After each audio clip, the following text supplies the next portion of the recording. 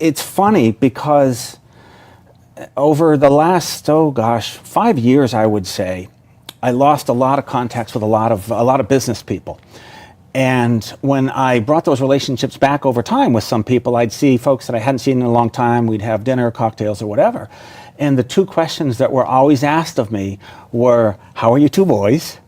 What's going on with the book? Always, always, always. Now, the story that I'm telling you is in my book entitled Stealing Home. And that was a story that I started writing back by my son's hospital bed when the very first day he was diagnosed. It was May 23rd, 2008.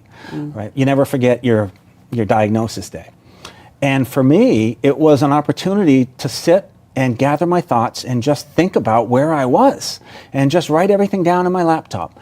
Didn't have any intention of writing a book or crafting any sort of a story. I just wanted to kind of do it for me. So when you actually talk about how do you kind of compartmentalize your emotions, back in the day, that's what I did.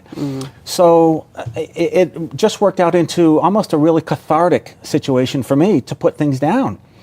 And I created a website at the time to share information with friends and family, and it was a closed website, so you only had to, the only way you could get in was if you had a password that we gave to you.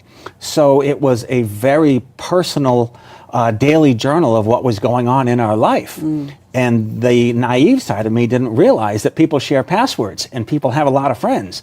And if they go online and read your story in the morning with a cup of coffee, if they're sitting with somebody, they may say, you got to see this story. This is something that I follow every day.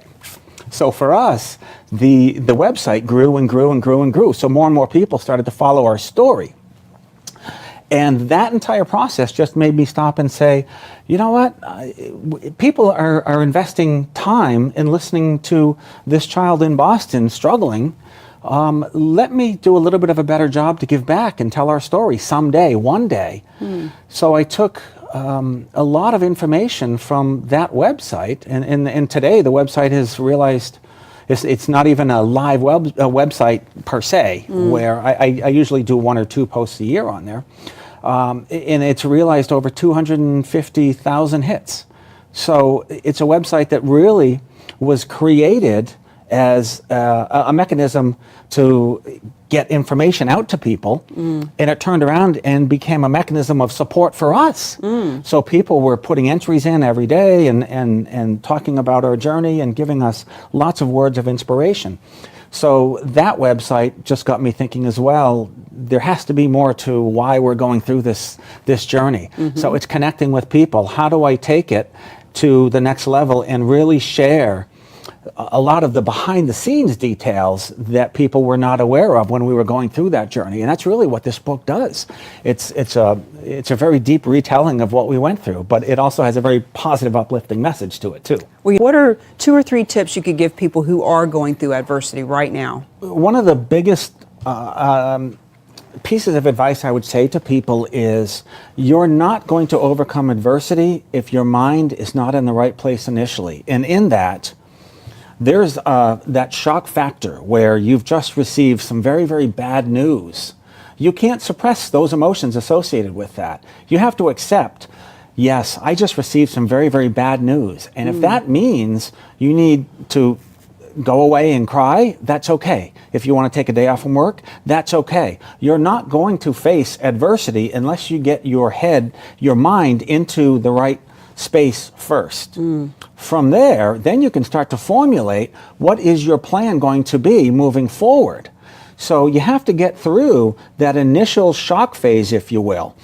And once you're, I actually have outlined 5 steps. And once you've gone through those 5 steps, then you can migrate over into more of an action phase. And that's the doing phase that says, okay, I've accepted, I'm facing something fairly difficult right now.